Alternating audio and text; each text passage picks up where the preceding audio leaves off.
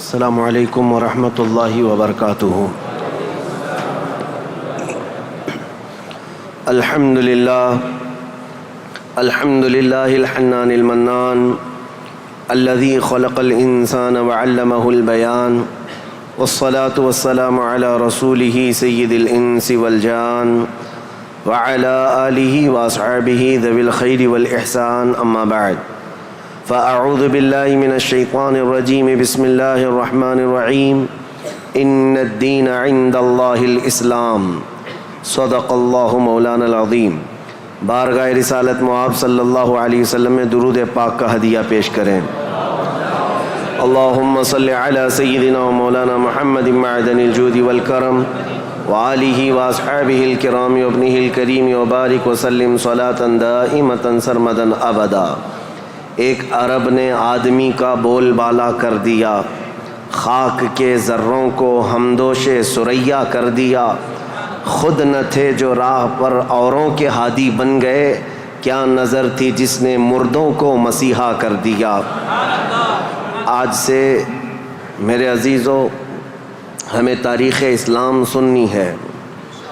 اسلام کی نشو و نما اور اس کی ترویج و اشاعت اس دن سے ہی شروع ہو چکی ہے جس دن سب سے پہلے انسان آدم علیہ السلام نے اس روئے زمین پر قدم رکھا ہے۔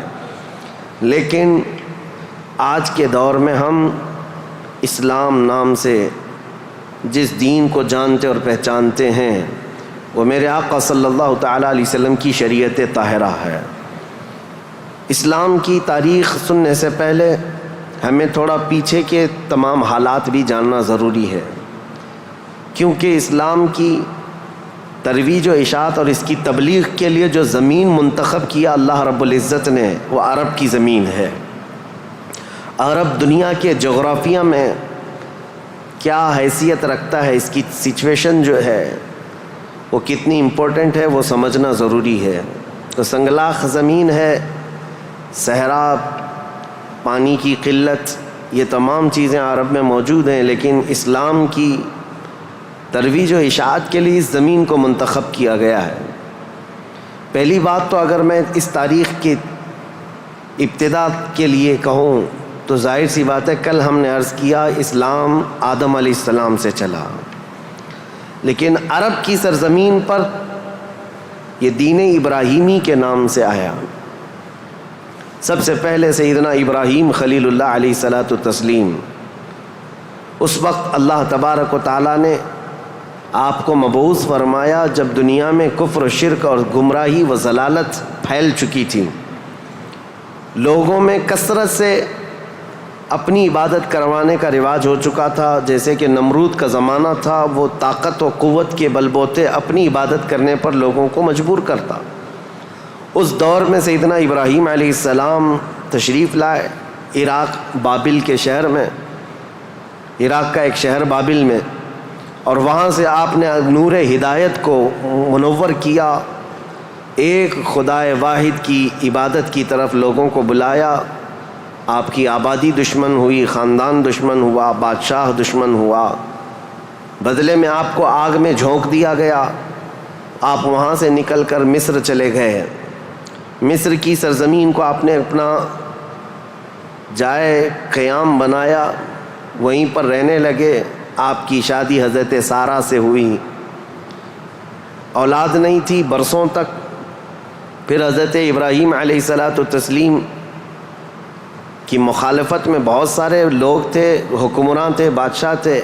ایک وقت ایسا آیا کہ مصر کا ایک بادشاہ جو آپ کی مخالفت میں بہت زیادہ آگے تھا، لیکن اللہ تعالیٰ نے اس کے سینے کو نور ہدایت سے روشن کیا، پھر وہ آپ کی عزت و تکریم کیا۔ پھر اس بادشاہ نے اپنی بیٹی ہاجرہ کو ابراہیم علیہ السلام کے ساتھ بیاہ کر دیا۔ شروع سے میں تاریخ میں چل رہا ہوں، سب کو ذہن حاضر رکھنا ضروری ہے کہ حضرت ابراہیم علیہ السلام کو حضرت ہاجرہ دوسرے نکاح میں آئیں، یہ بادشاہ کی بیٹی تھیں، اور ہوا یہ کہ دو بیویاں ایک گھر میں رہیں، معاملات الگ ہو جاتے ہیں۔ تو جب معاملات بدلنے لگ گئے تو حضرت ہاجرہ کہ گھر میں ایک بیٹا پیدا ہوا جو حضرت اسماعیل علیہ السلام ہے. تو حضرت ابراہیم علیہ السلام کو حکم الہی ہوا کہ اس ماں اور بیٹے کو الگ رکھا جائے اور پہلی بیوی کو الگ رکھا جائے. تو ابراہیم علیہ السلام حضرت سارہ کو مصر میں ہی چھوڑ دیے اور حضرت ہاجرہ اور حضرت اسماعیل علیہ السلام کو لے کر عرب کی سرزمین میں داخل ہوئے. یہاں سے عرب کی تاریخ شروع ہوتی ہے. عرب کی سرزمین کو آباد کرنے والے پہلے انسان ابراہیم علیہ السلام ہیں. عرب میں بھی ساری زمین کا انتخاب نہیں، عرب کا جو مرکزی علاقہ تھا وہ مکہ مکرمہ تھا. مکہ مکرمہ اور خانہ کعبہ جو آج جہاں پر ہے وہ دنیا کے مرکز میں واقع ہے، سینٹر میں واقع ہے.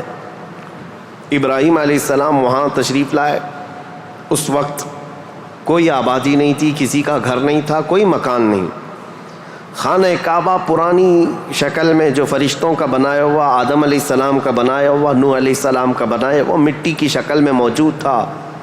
ابراہیم علیہ السلام وہاں پر اپنی بیوی اور اپنے بیٹے کو ایک چھوٹا سا گھر بنا کر دے دیتے ہیں، بغیر چھت کا مکان تھا. پھر اس کے بعد وہ وہاں سے چلے گئے، پھر دوبارہ آتے رہے جاتے رہے. اسماعیل علیہ السلام کی عمر جب سن بلوغت کو پہنچی تو ابراہیم علیہ السلام کو حکم ہوا کہ اس خانہ کعبہ کی تعمیر کی جائے. تو ابراہیم علیہ السلام نے اپنے بیٹے حضرت اسماعیل علیہ السلام کے ساتھ مل کر کے خانہ کعبہ کی تعمیر کی. آپ کو بانی کعبہ بھی کہا جاتا ہے. دو ہی باپ اور بیٹے نے مل کر پورے خانہ کعبہ کی تعمیر کی. اس کی دیواریں اونچی کی، جس کا ذکر قرآن پاک میں بھی موجود ہے. اس ایک پتھر پر کھڑے ہو کر کے آپ تعمیر کرتے تھے، جس کو آج مقام ابراہیم کہا جاتا ہے. پتھر جیسے جیسے دیواریں بلند ہوتی بلند ہو جاتا، جب آپ کے اترنے کا وقت ہوتا پتھر نیچے ہو جاتا. جب تعمیر مکمل ہو گئی خانہ کعبہ کی تو پھر ابراہیم علیہ السلام نے دعا کی کہ اللہ اس آبادی کو ہری بھری کر دے، شاد و آباد کر دے، اور یہاں رہنے والوں کو ہر قسم کے پھل اور میوہ جات سے تو ان کو رزق عطا فرما. آپ کی دعا قبول ہوئی. جو بے آباد علاقہ تھا، اب سنیں تاریخ کہاں سے شروع ہو رہی ہے. بے آباد علاقہ، کوئی آبادی نہیں تھی. ایک قبیلہ آیا جو تجارت کے لیے کہیں کا سفر کر رہا تھا. چونکہ وہاں پر زمزم کا کنواں بھی تھا. تاریخ میں آپ کو پتہ ہے حضرت اسماعیل علیہ السلام کی ایڑیوں سے زمزم کا کنواں نکلا، اور وہ پانی کا سوتا چشمہ ایسا تھا کہ کنٹینیو جاری، بلکہ آج تک جاری ہے. تو ایک قبیلہ وہاں سے سفر کر رہا تھا جس کو قبیلہ بنو جرہم کہا جاتا ہے. وہ وہاں کی خوبصورتی کو دیکھ کر، وہاں کے پانی کی فراوانی کو دیکھ کر وہیں پڑاؤ ڈال لیے اور وہیں رہ گئے، بس گئے. یہ پہلا قبیلہ ہے جو مکہ میں آباد ہوا، قبیلہ بنو جرہم. پھر حضرت اسماعیل علیہ السلام نے اسی قبیلے کی ایک لڑکی سے شادی بھی فرمائی، اور حضرت اسماعیل علیہ السلام کے گھر میں 12 بیٹے پیدا ہوئے. آپ کی اولاد اب بڑھتی گئی. عرب سرزمین میں سب سے پہلی یہ نسل ہے، عرب کو آباد کرنے والی پہلی نسل اسماعیل علیہ السلام کی ہے. قبیلہ بنو جرہم کے ساتھ آپ آباد ہوئے مکہ مکرمہ میں. اب ان کی نسل اتنی بڑھتی گئی کہ اسماعیل علیہ السلام کے بیٹے تھے نابت. ان کے ہاتھ میں خانہ کعبہ کی تولیت آئی. خانہ کعبہ کی حفاظت اور اس کی ذمہ داریوں کا یہ سارا انتظام آپ کا تھا. چند دنوں کے بعد پھر ایسا ہوا کہ قبیلہ بنو جرہم کے لوگوں نے، جو حضرت اسماعیل علیہ السلام کے سسرال تھے، خانہ کعبہ کی تولیت پر انہوں نے قبضہ کر لیا.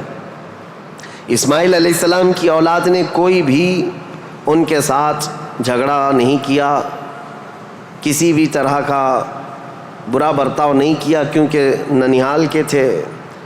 تو کئی سالوں تک قبیلہ بنو جرہم کا خانہ کعبہ پر قبضہ باقی رہا، لیکن انہوں نے بدعنوانیاں شروع کر دیں.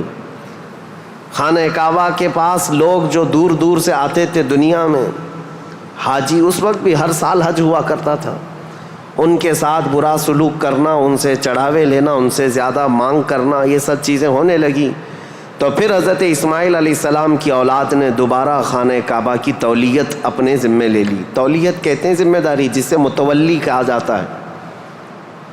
جیسے مسجد کا متولی ہوتا ہے، تولیت اسی کو کہتے ہیں، خانہ کعبہ کی خدمت کی ذمہ داریاں۔ اب یہ زمانہ چلتا رہا، میں آپ کو پہلے یہ خاندانی معاملات بتا رہا ہوں، اس کے بعد پھر یہاں کے سیاسی حالات بھی بتاؤں اور پھر مذہبی حالات بھی آپ کو بتاؤں، تاکہ اسلام کی تاریخ کو سمجھنے کے لیے اس کا بیک گراؤنڈ بھی سمجھنا بہت ضروری ہے، پس منظر کیا تھا یہ معلوم ہونا ضروری ہے۔ اب اسماعیل علیہ السلام کی اولاد میں عدنان ایک شخص پیدا ہوئے جو آل اسماعیل میں بہت ہی معزز انسان تھے۔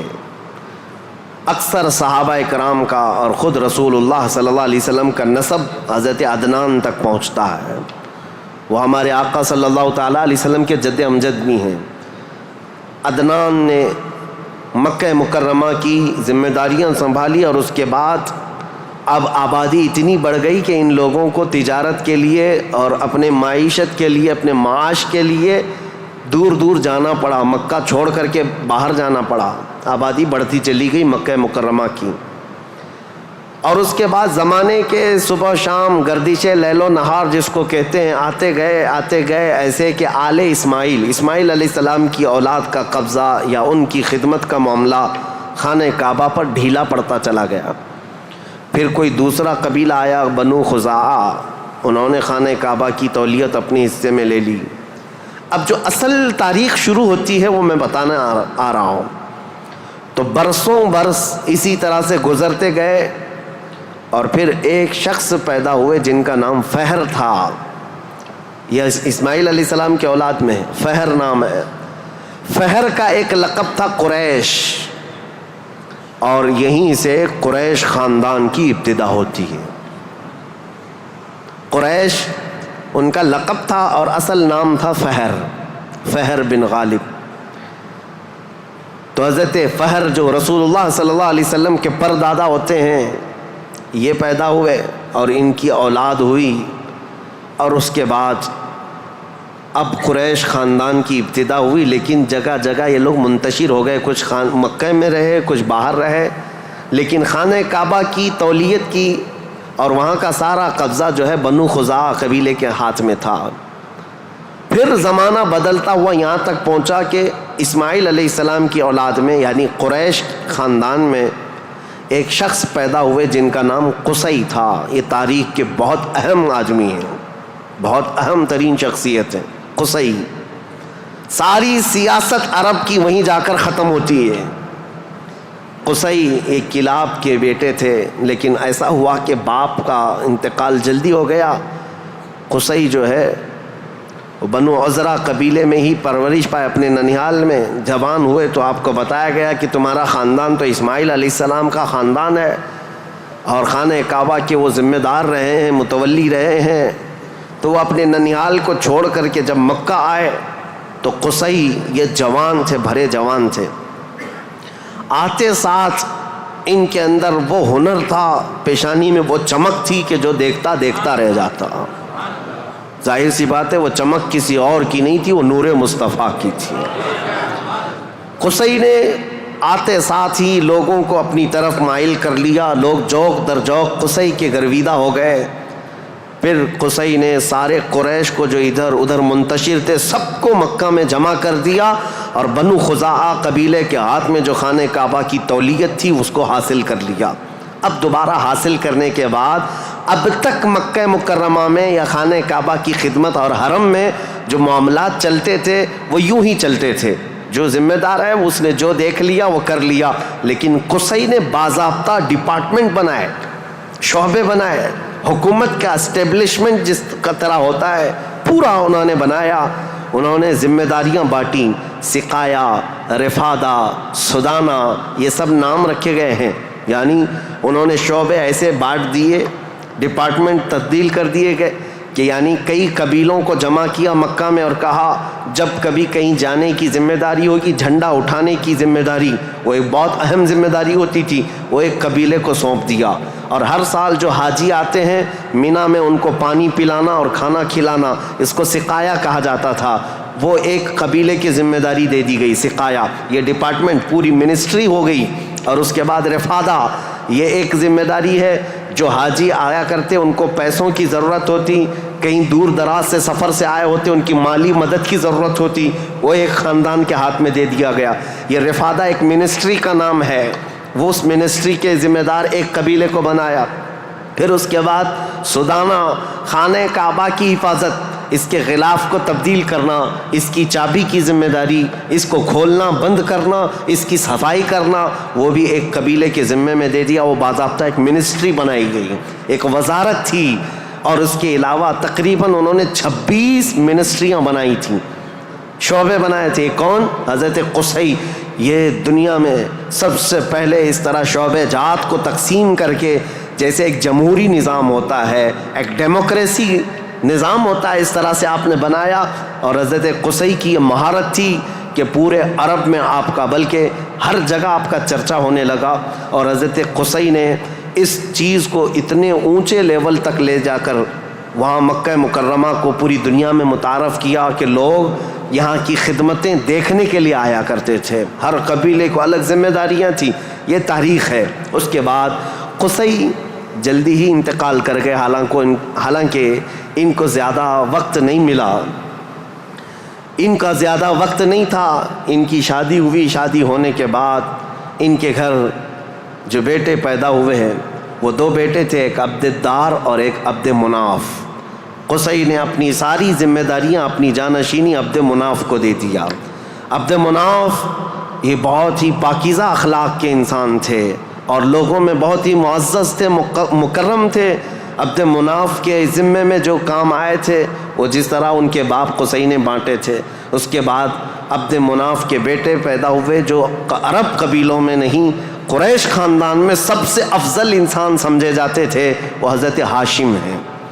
ہاشم، ان کا لقب ہاشم اس لیے تھا کہ یہ اتنے فیاض تھے، اتنے سخی تھے کہ اپنا مال کا اکثر حصہ پورا حاجیوں کو کھلانے میں تقسیم کرتے تھے۔ ایک بار عرب میں قحط پڑ گیا تھا، لوگ بھوکے تھے اور لوگوں کے پاس مال و دولت کی کمی بہت زیادہ آ گئی، تو حضرت ہاشم نے سال بھر روٹیوں کے ٹکڑے کر کے ان کو شوربے میں ڈبو کر لوگوں کو پیٹ بھر کر کھلاتے تھے، اس لیے آپ کا لقب ہاشم ہوا۔ ہاشم اس ذمہ داری کو اس طرح سے سنبھالتے ہیں کہ خانہ کعبہ کی تولیت وغیرہ عبد الدار کے پاس تھی۔ سقایہ، رفادہ، جس کو میں ابھی نام دے کر کے جو منسٹریاں بتایا کہ یہ الگ الگ قبیلوں کے ذمے تھی، تو عبد الدار جو ایک ان کے پردادا کے ہی خاندان میں لوگ تھے، انہوں نے بدعنوانیاں شروع کی تھیں، ٹیکس لگایا، حاجیوں سے پیسہ لیا، یہ تمام چیزیں ہونے کی وجہ سے حضرت ہاشم نے وہ ذمہ داریاں بھی اپنے ہاتھ میں لے لیں۔ اب قریش خاندان میں حضرت ہاشم کے پاس جو ذمہ داریاں تھیں وہ یہ تھیں کہ آپ رفادہ یعنی حاجیوں کو مالی مدد دینے کے بھی آپ ہی ذمہ دار تھے، سقایہ، مینا میں حاجیوں کو پانی پلانے کے ذمہ دار بھی آپ ہی تھے، اور سدانہ، خانہ کعبہ کی چابی اور کلید بردار جو کہتے ہیں وہ بھی ذمہ داریاں آپ نے لے لی تھی۔ اتنا ہی نہیں، ندوہ ایک وہاں کی ایسی بیٹھک کا نام ہے جو عدالت بھی ہے، پارلیمنٹ بھی ہے، مشورے کی جگہ ہے، جہاں سب کے فیصلے کیے جاتے تھے، وہ بھی حضرت ہاشم کے ذمے میں تھی۔ حضرت ہاشم، ان کا بھی معاملہ ایسا ہوا کہ انہوں نے شادی فرمائی اور ان کے ہاں ایک ہی بیٹا پیدا ہوا جن کا نام شیبہ تھا۔ حضرت ہاشم کے گھر ایک بیٹا پیدا ہوا شیبہ، اور اس کے بعد حضرت ہاشم کا انتقال ہو گیا۔ شیبہ بچپن میں ہی اپنے باپ سے محروم ہوئے، اور ان کے چچا تھے مطلب، جن کا نام تھا، ہاشم کے بھائی، سگے بھائی تھے۔ مطلب نے یہ شیبہ کو گود لے لیا اور پرورش کی، اور اتنی اچھی پرورش کی کہ لوگ جو ہے شیبہ کو ان کے اصلی نام کی بجائے مطلب کا غلام یا مطلب کا بیٹا کہتے ہوئے عبد المطلب ہی کہنے لگ گئے۔ یہ عبد المطلب میرے آقا صلی اللہ تعالیٰ علیہ وسلم کے سگے دادا ہیں، عبد المطلب، ان کا اصل نام شیبہ ہے۔ اب یہ خانہ کعبہ کی تولیت کی ذمہ داری سب سے لمبے عرصے تک سنبھالنے والے یہی ہیں، کافی لمبا ٹائم ان کو ملا۔ عبد المطلب کے زمانے میں ہی وہ اصحاب فیل کا واقعہ پیش آیا، جو ابرہہ بادشاہ خانہ کعبہ کو ڈھانے آیا تھا، یہ حضرت عبد المطلب کے زمانے میں پیش آیا۔ حضرت عبد المطلب کے بھی تقریباً کافی اولاد ہوئیں، بیٹے ہوئے 12 کے قریب ان کی بھی اولاد ہوئیں. آپ نے ایک منت مانی تھی کہ اگر میں اپنے سارے بچوں کو جوانی کے حالت میں دیکھ لوں تو ان میں سے ایک بیٹا اللہ کی راہ میں قربان کر دوں گا. جب سارے بچے آپ کے جوان ہو گئے تو حضرت عبد المطلب خانہ کعبہ کے پاس گئے اور اس کے بعد آپ نے قرعہ اندازی کی اپنے بیٹوں کے نام نکال کر کے کہ کس بیٹے کا نام نکلے گا جس کو قربان کیا جائے.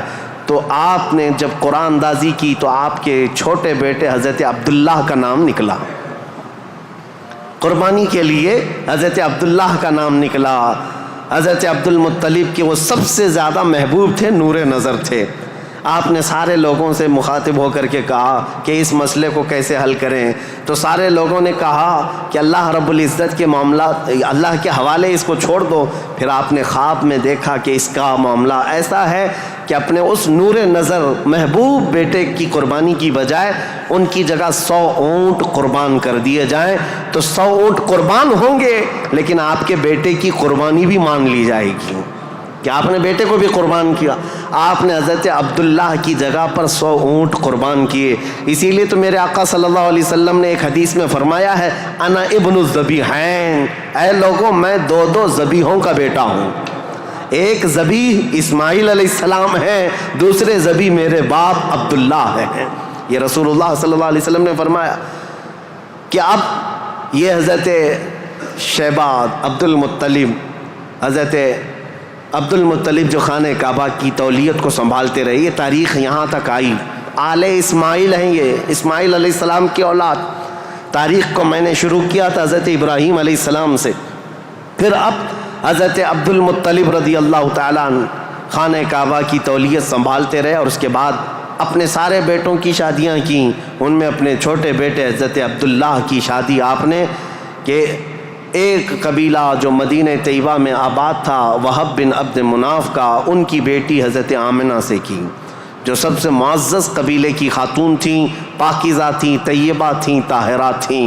رسول پاک صلی اللہ تعالیٰ علیہ وسلم کے والد ماجد عبداللہ نے حضرت آمنہ سے شادی کی. یہ شادی بھی بڑی مشہور شادی ہوئی کیونکہ حضرت عبداللہ کو کئی عورتیں دیکھتی تھیں اور شادی کی خواہش رکھتی تھیں. مکہ میں کئی لوگوں نے پیغامات دیے تھے اور اس کے بعد جب حضرت آمنہ سے انہوں نے شادی کی تو ایک خاتون ہے جو حضرت عبداللہ کی شادی کے لیے بہت کوشش میں لگی تھی. انہوں نے حضرت عبداللہ کو دیکھا اور اس کے بعد کہا شادی کے بعد تمہاری پیشانی پر کوئی چیز چمکتی تھی وہ اب نظر نہیں آتی ہے، پہلے میں دیکھا کرتی تھی، جس پر میں گرویدہ تھی میرے عزیز تو وہ چمک اور وہ نور کوئی اور نہیں میرے مصطفیٰ کا نور نبوت تھا جو آدم علیہ السلام سے چلتا ہوا آیا ہے اور ان کے باپ حضرت عبداللہ تک آیا. پھر حضرت عبداللہ حضرت آمنہ سے نکاح کر کے رہ رہے تھے اور تجارت کی غرض سے آپ حضرت عبداللہ ملک شام کی طرف جا رہے تھے. درمیان میں جو یثرب علاقہ تھا آج کا وہ مدینۃ المنورہ ہے، وہاں حضرت عبداللہ کو کچھ بیماریاں ایسی لگ گئیں کیونکہ یثرب جو علاقہ ہے اس کو پہلے بیماریوں کا گڑھ کہا جاتا تھا، وہاں جو جاتا بیمار ہو جاتا تھا. اس وقت انہوں نے وہاں کا سفر کیا تھا اور بیماریاں لگ گئی اور آنے سے پہلے آپ کا انتقال ہو گیا. عبداللہ کا انتقال ہو گیا حضرت عبداللہ کا. اور پھر چند ماہ گزرے تھے، 6 مہینے کے بعد پورے عالم میں جو ایک عجیب کیفیت طاری تھی. عرب کی یہ تاریخ میں آپ کو بتا رہا ہوں کہ یہاں پر اب حالات کیا تھے. حضرت آمنہ کے گھر رسول پاک صلی اللہ تعالیٰ علیہ وسلم حمل سے ہیں، لیکن اس سے پہلے میں اب پس منظر بتاتا ہوں، بیک گراؤنڈ بتاتا ہوں دنیا میں کیا چل رہا تھا اس وقت، حالات کیسے تھے.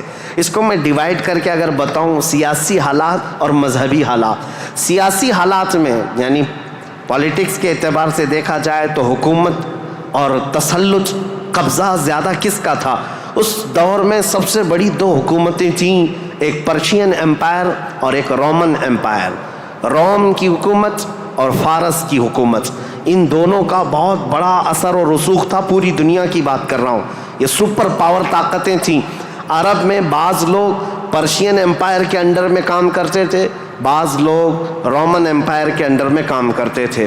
مذہب کے اعتبار سے ہم بعد میں بات کرتے ہیں. اب یہ حالات تھے کہ حکومت اور تسلط، قبضہ، سیاسی اثر و رسوخ سب سے زیادہ یہ 2 حکومتوں کا تھا جس کی وجہ سے آئے دن نئی نئی جنگیں ہوتی تھیں. رومن ایمپائر یہ چاہتی تھی کہ دنیا پورا قبضہ کر لیں، پرشین ایمپائر یہ چاہتے تھے کہ پوری دنیا ہم قبضہ کر لیں. اس آڑ میں دو سپر پاور کے ٹکراؤ میں پوری دنیا میں جنگیں روز روز چلتی رہتی تھیں. یہ حالات تھے سیاسی. عرب لوگوں کی خود کی کوئی حکومت نہیں تھی، ان کی خود کی کوئی حکومت نہیں تھی، لیکن وہی مکہ مکرمہ سے جو ان کے خاندانی حالات کی سرداری چلتی تھی بس. لیکن دنیاوی حکومت کے اعتبار سے یہ لوگ پرشین ایمپائر کے انڈر میں کام کرتے تھے یا پھر رومن ایمپائر کے انڈر میں کام کرتے تھے. یہ دو طرح کی حکومتیں چل رہی تھیں. اب مذہبی حالات کے اعتبار سے دیکھا جائے تو میں 4 حصوں میں تقسیم کرتا ہوں پوری دنیا کو. 4 حصوں میں فارس، جس کو آج پرشیا کہیں آپ، ایران جو آج کے دور کا ہے، اس کی سرحدیں اور بھی بڑی تھیں، بلند تھیں. پرشیا یا جس کو اس وقت پرشین ایمپائر کہا جاتا ہے. مذہبی حالات کیا تھے ان کے؟ مذہبی حالات اتنے خطرناک تھے کہ ان کے ہاں شروع سے کبھی ایک خدا کا تصور آیا ہی نہیں. یہ شرک میں ہی مبتلا رہی قوم ہے. ہمیشہ بتوں کی، ہمیشہ آگ کی پرستش کرنے میں سب سے زیادہ مشہور قوم ہے یہ پرشیا کے لوگ، یعنی فارس کے لوگ. آگ کی پوجا میں ان کا کوئی نام ثانی نہیں تھا. 1000 سال تک ایک آگ کو بجھنے نہیں دیتے تھے لوگ. اس طرح کئی بت کدے تھے، کئی آتش کدے تھے. یہ فارس کے علاقے میں یہ حالات تھے کہ ایک خدا کا تو تصور ہی نہیں تھا، اور غلبہ ایسا تھا کہ جو حاکم ہوتا تھا اس کی عبادت کی جاتی تھی، جو مال والا ہے اس کے سامنے سجدے ہوتے تھے، جس کی طاقت ہے اس کے سامنے جھک جائے. یہ حالات پرشیا کے تھے. اور روما کے حالات کیا تھے؟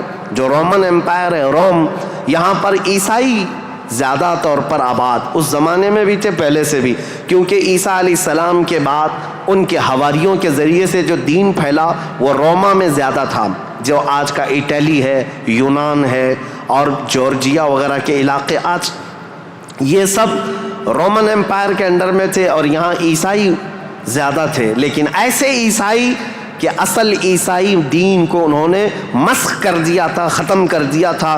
جو دین الہی تھا، اللہ کا دین تھا، عیسیٰ علیہ السلام جو لائے تھے، اس کو انہوں نے اتنا خلط ملط کر دیا تھا کہ عیسیٰ علیہ السلام کے جگہ جگہ مجسمے، اسٹیچو بنائے ہوئے تھے.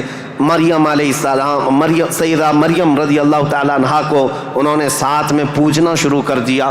تثلیث کا عقیدہ، ٹرائنیٹی جس کو یہ کہتے ہیں، 3 خداؤں کا تصور ان کے گھر میں رواج پا گیا تھا. پورے روما میں یہی تھا. ایک خدا کی عبادت یہاں بھی ختم تھی. 2 بڑی طاقتوں کے انڈر میں شرک اور بت پرستی اور کفر بہت سر چڑھ کر بول رہا تھا. یہاں اللہ کو پہچاننے والے اور اللہ کی عبادت کرنے والے تقریباً ناپید ہو چکے تھے. عیسیٰ علیہ السلام کی جو آپ کا عروج ہوا آسمانوں پر، آپ کو اللہ تعالیٰ نے آسمانوں پر جو اٹھایا، وہ زمانہ بیت کر کے بھی 570 سال گزر رہے تھے. ان 570 سالوں میں کوئی نبی نہیں آیا. عیسیٰ علیہ السلام کے بعد سے لے کر 570 سال کا زمانہ، اس کو زمانہ فترت کہا جاتا ہے. زمانہ فترت 2 نبیوں کے بیچ کے زمانے کو کہتے ہیں. اس بیچ میں کوئی نبی نہیں آیا، جس کی وجہ سے حالات اتنے گمبھیر تھے. پرشیا کے حالات میں نے بتایا، جگہ جگہ آگ کی پوجا، آگ کی پوجا، آگ کو ہی طاقتور مانا جاتا. اور روما میں تھا، عیسائی تو تھے لیکن ایسے کہ ٹرائنیٹی کا عقیدہ، مریم بھی خدا ہیں، عیسیٰ بھی خدا ہیں اور وہ بھی خدا ہے. 3 خداؤں کی عبادت.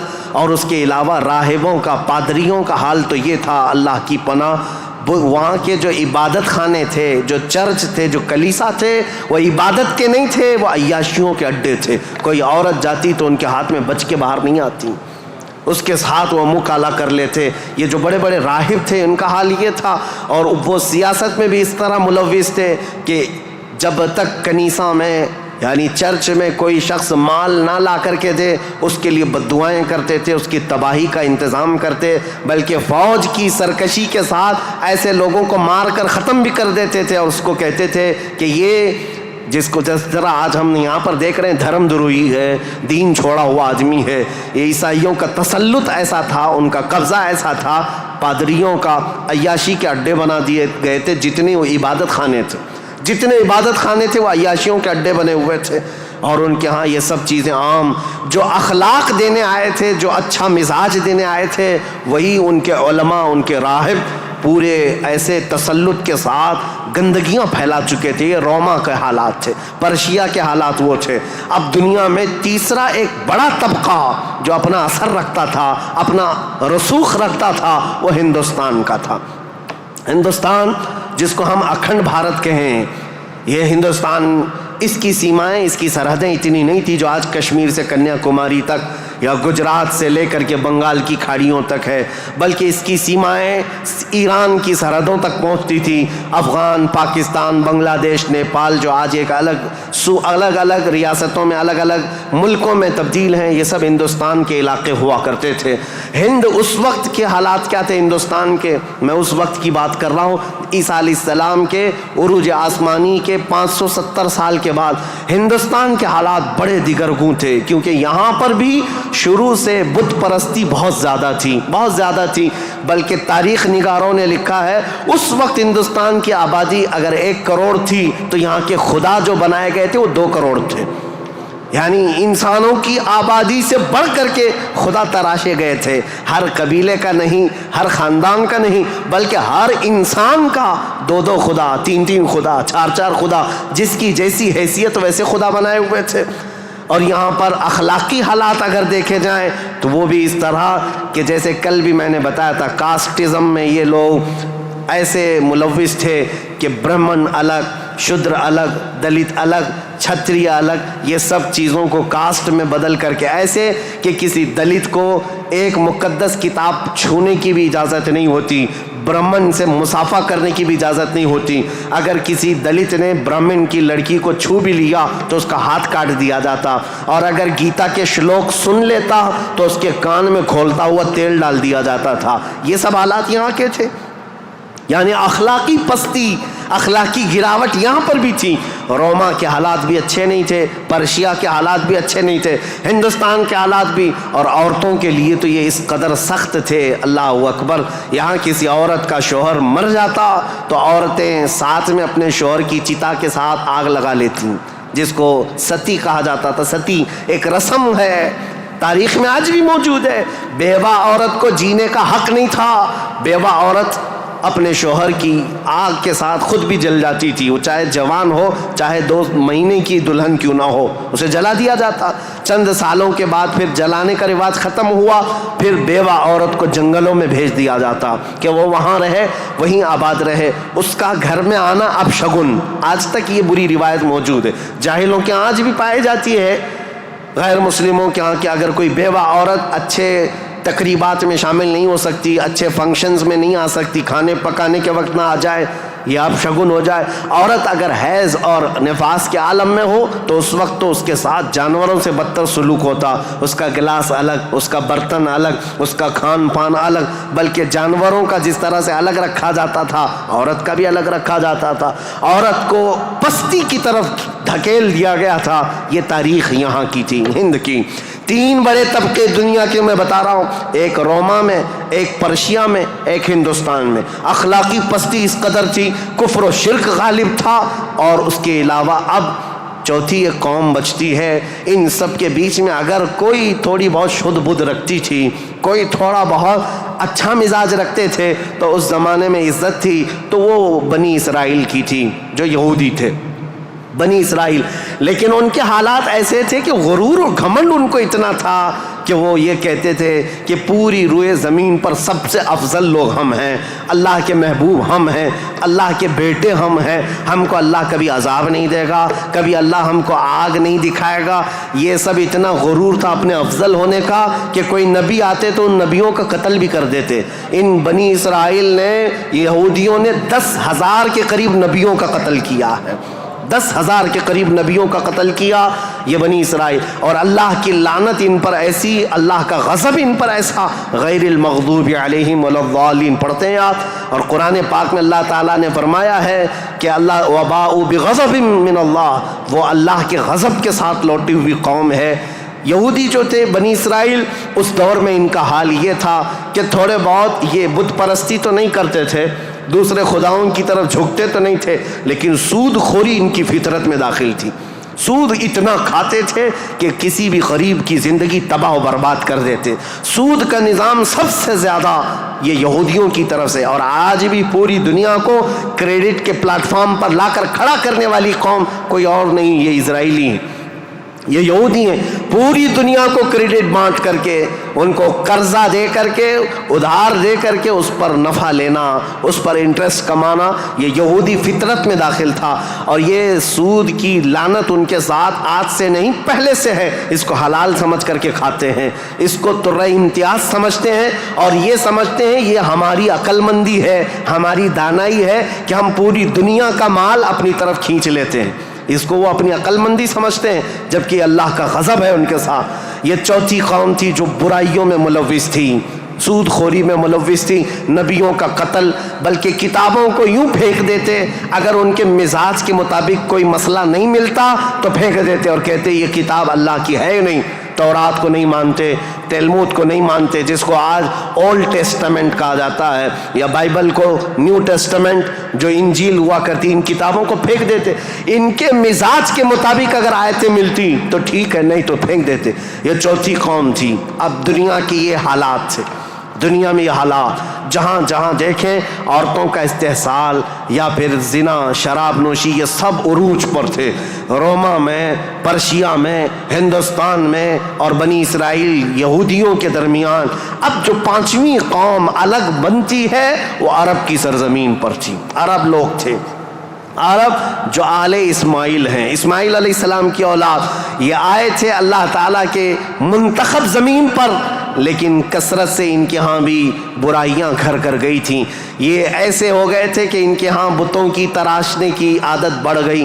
انہوں نے اپنے ہاتھوں سے خدا بنا لیے تھے. خانہ کعبہ جو مرکز تھا وحدانیت کا، اس خانہ کعبہ کے اندر بھی انہوں نے بت رکھ دیے تھے. اور خانہ کعبہ کی چھت پر ایک بت ہوا کرتا تھا جس کا نام حبل تھا، ایک بت تھا جس کا نام عزا تھا. اس کی پوجا کرنا تو حج کے ارکان میں شامل کر دیا تھا، حج کے ارکان میں تھا عزا کی پوجا کرنا.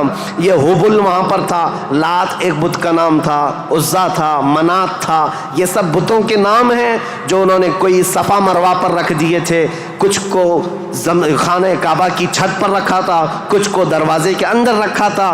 طواف کرتے تھے ان بتوں کے سامنے آ کر کے، ننگے طواف کرتے تھے، بغیر کپڑے کے خانہ کعبہ کا طواف کرتے، ایک ہاتھ آگے اور ایک ہاتھ پیچھے رکھ کر کے، مرد ہو کہ عورتیں ہو، اس طرح سے وہ خانہ کعبہ کا طواف کرتے. یہ برائیاں ان کے ہاں بہت اخلاقی پستی میں گرتے چلے آئے. اور اس کے بعد یہ بت پرستی اتنے عروج پر ہو گئی، اتنے عروج پر ہو گئی کہ یہ اپنے خداؤں کے چڑھاوے اتنے چڑھاتے تھے. دور دراز سے لوگ آتے تھے تو سال میں ایک مرتبہ ان خداؤں کے نام پر انسانوں کی بلی بھی چڑھتی تھی. کوئی جوان منتخب کر لیا جاتا اور وہ خوشی سے تیار ہوتا، اپنی گردن اس کی رکھ دی جاتی، مینا کی وادی میں اس کو ذبح کر دیا جاتا، کاٹ کر کے اس کا خون بتوں کو لگا دیا جاتا. اور یہ کہتے کہ ہم مقرب ہو رہے ہیں، ہم مکرم ہو رہے ہیں، ہم عزت والے ہو رہے ہیں. یہ تمام چیزیں تھیں. اور اس کے علاوہ ان کے ہاں شراب بہت زیادہ عام تھی. چوری کرنے والے کچھ قبیلے خاص تھے عرب میں، اور ان کا پیشہ ہی تھا راستے پر رکنا اور جاتے آتے قافلوں کو ڈاکہ زنی کرنا اور مال لوٹنا. اور اس کے علاوہ عورتوں کے لیے ان کے ہاں بھی اچھے حالات نہیں تھے. عورتوں کو تو مشین سمجھتے تھے. شادی کا کوئی ایک سسٹم نہیں تھا. کوئی مرد چاہے تو 100 رکھ لے، کوئی 50 رکھ لے، کوئی 60 رکھ لے. نہ شادی کا کوئی سسٹم ہے، جتنی عورتیں چاہے وہ رکھ سکتا تھا. اور پھر اس کے علاوہ عورتوں کے ساتھ سارا سلوک تو تھا ہی، لیکن وہ ایسے بدبخت تھے کہ بیٹی کے پیدا ہونے پر ناک بھون سکیڑتے تھے.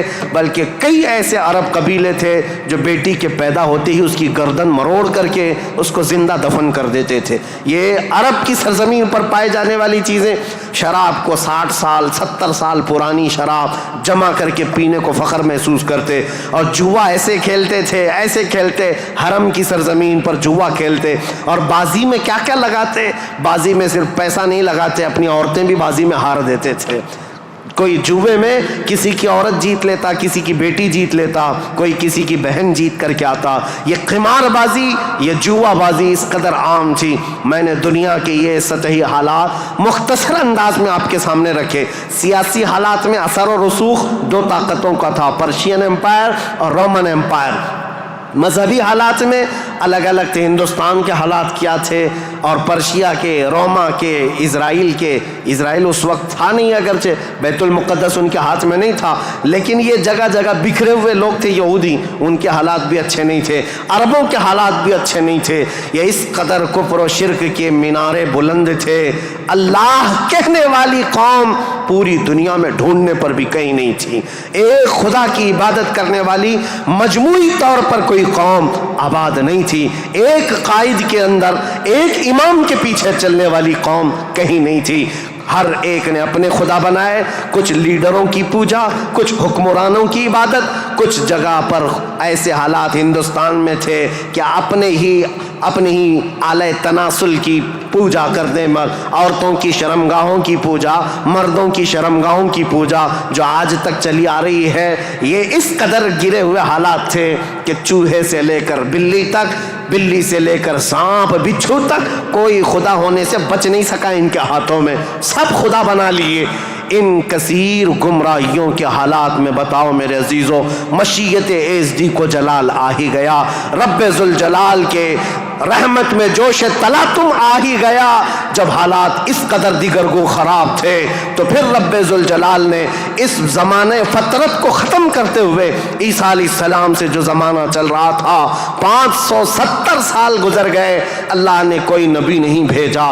حالات جب اس قدر خراب ہو گئے، رب ذوالجلال کی مشیت کو، اس کی رحمت کو جوش آیا. پھر مولا نے مکہ مکرمہ کی سرزمین کو منتخب کیا، اور پھر اللہ نے اس سرزمین کو منتخب کرتے ہوئے عظیم خاندان قریش کو منتخب کیا. قریش کے خاندان میں سے اللہ نے بنو ہاشم کو منتخب کیا. بنو ہاشم سے عبد المطلب اور عبداللہ کے گھر کو منتخب کیا.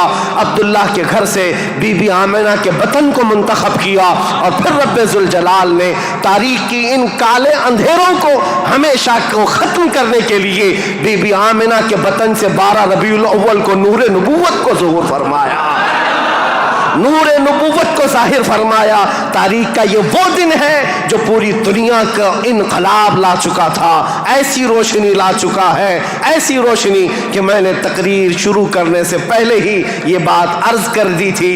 ایک عرب نے آدمی کا بول بالا کر دیا، خاک کے ذروں کو ہمدوش ثریا کر دیا. خود نہ تھے جو راہ پر اوروں کے ہادی بن گئے، کیا نظر تھی کہ جس نے مردوں کو مسیحا کر دیا. یہ سارا نور نبوت کا کمال ہے. یہاں سے تاریخ اسلام کی اب باضابطہ شروعات. اس لیے مجھے یہ پس منظر بیان کرنا ضروری تھا، یہ بیک گراؤنڈ بتانا ضروری تھا. سیاسی حالات کیا تھے، مذہبی حالات کیا تھے. اب تھوڑا جغرافیائی حالات بھی میں آپ کو بتا دوں. عرب کی لوکیشن کیا ہے. عرب کا لوکیشن جو ہے وہ دنیا کے بیچوں بیچ واقع ہے. عرب ایسی جگہ پر واقع ہے، اس کا 3 حصہ سمندروں سے ملا ہوا ہے اور 1 حصہ خشکی سے ہے. سمندر بھی بڑے بڑے سمندر اس کو گھیرتے ہیں.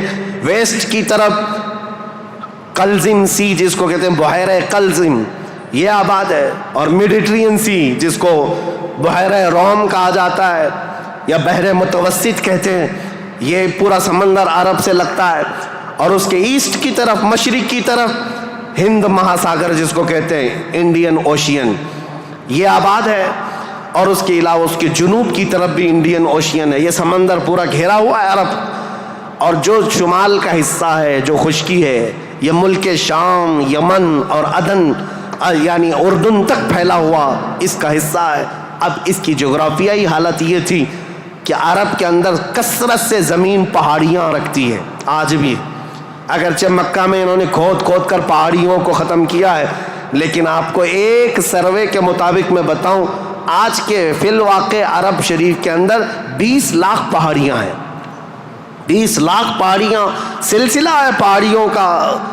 پوری زمین سنگلاخ ہے. پہاڑیاں ایسی نہیں کہ نرم و نازک پہاڑیاں جس پر میوہ اگتے ہوں، بڑے بڑے درخت اگتے ہوں، نہیں، پتھروں کی پہاڑیاں ہیں، کالے کالے پتھر.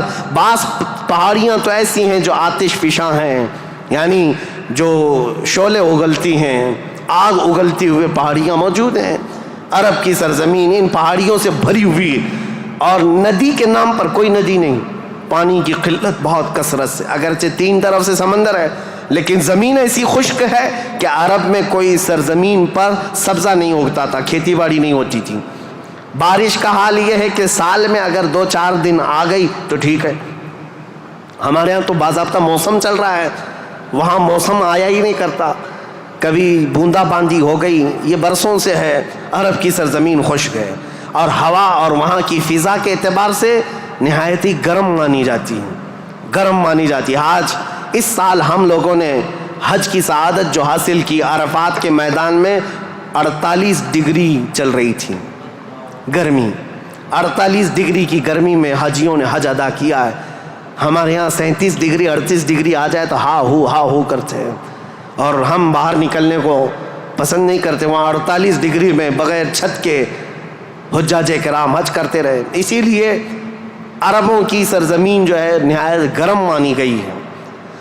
سرزمین پتھریلی اور زمین سوکھی، سبزہ نہیں اگاتی، بارش نہیں آتی، اوپر سے گرمی اتنی پھینکتا ہے سورج، چلچلاتی ہوئی دھوپ، اس فضا کا اثر طبیعت پر ہوتا ہے۔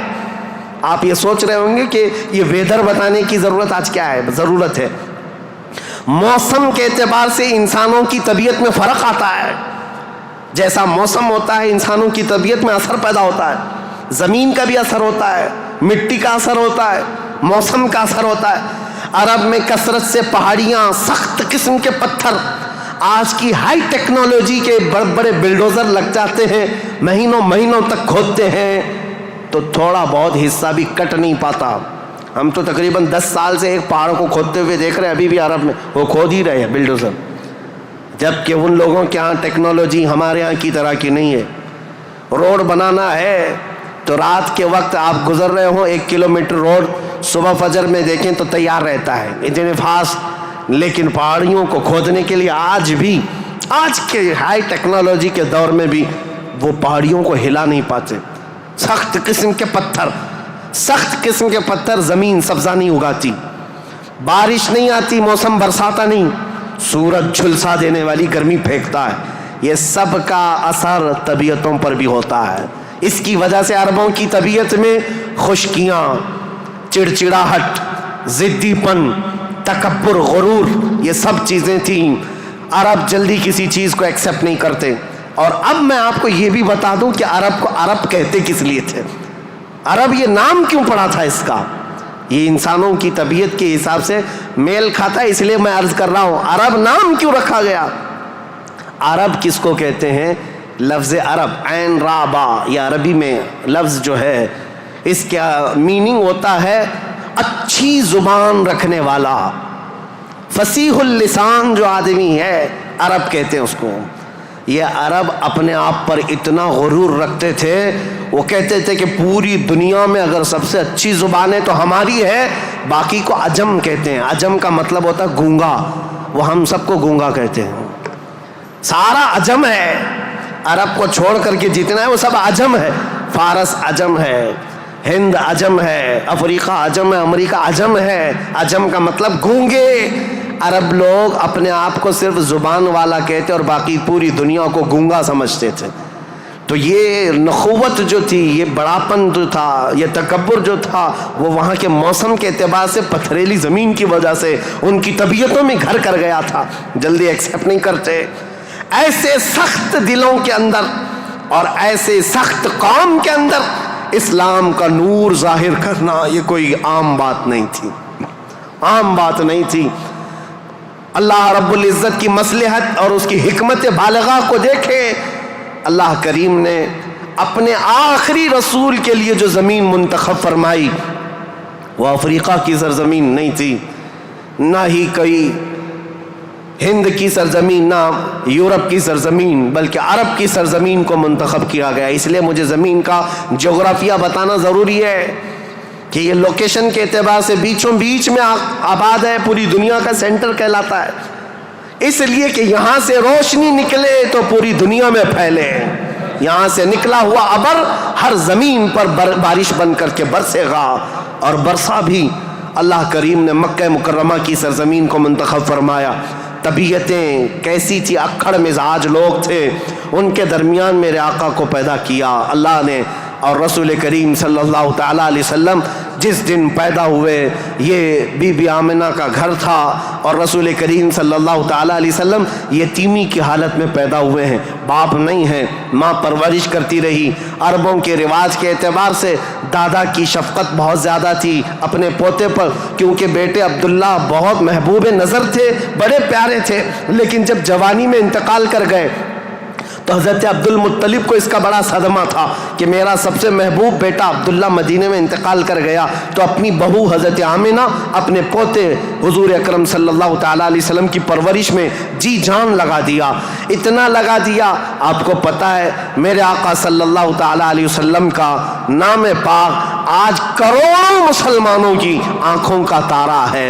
حضور کا نام جیسے ہی ہم محمد نام لیتے ہیں ہم انگوٹھوں کو چوم کر کے آنکھوں سے لگاتے ہیں۔ یہ نام پاک عام نام نہیں ہے، اس نام پاک کو بزرگان دین تو ایسے تھے کہ حضرت محمود غزنوی کا نام سنا ہے، ان کے خاص وزیر تھے ایاز، ایاز کے بیٹے کا نام تھا محمد۔ محمود جو ہے سلطان محمود اپنے وزیر کے بیٹے محمد کو بہت پیار کرتے تھے۔ ایک دن جو ہے آپ ایاز کے بیٹے کو محمد کہہ کر نہیں بلا رہے ہیں بلکہ کہتے اے ابن ایاز، اے ایاز کے بیٹے ادھر آ جا۔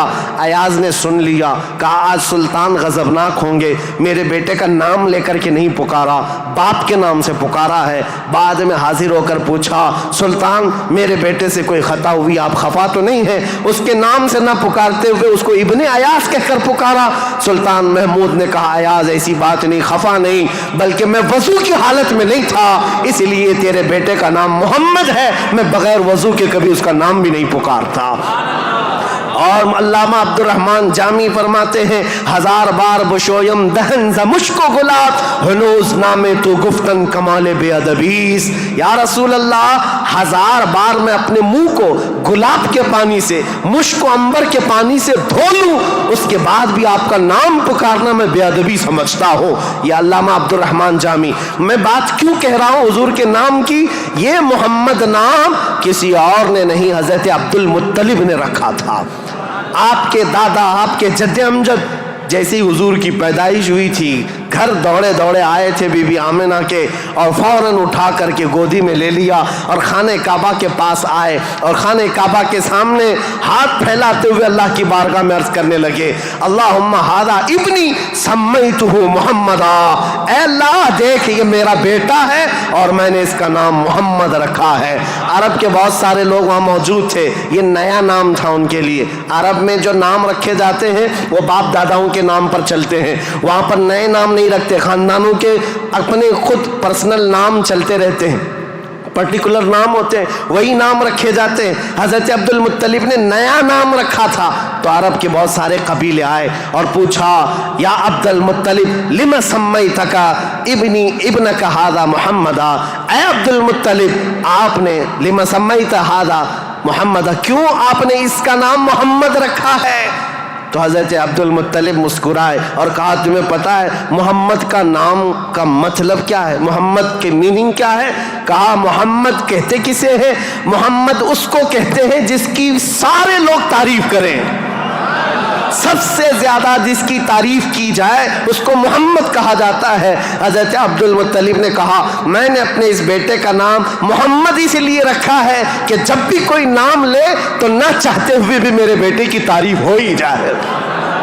آج میرے آقا کی شان میں کسی کو گستاخی کرنا بھی ہو، میرے آقا کا نام محمد لیتا ہے تو پہلے حضور کی تعریف کر ہی رہتا ہے، وہ کر کے ہی رہتا ہے۔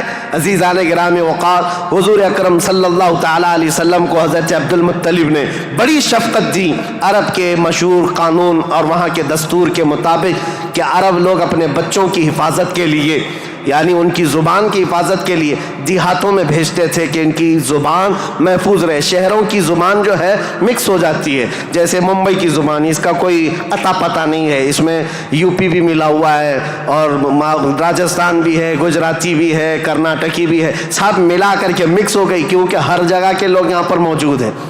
یہ شہر ہے اور شہروں میں ہر علاقے کے لوگ آتے ہیں، اپنی اپنی تھوڑی تھوڑی سی باتیں اس میں داخل کر دیتے ہیں اور یہ ایک مکسچر لینگویج بن جاتی ہے۔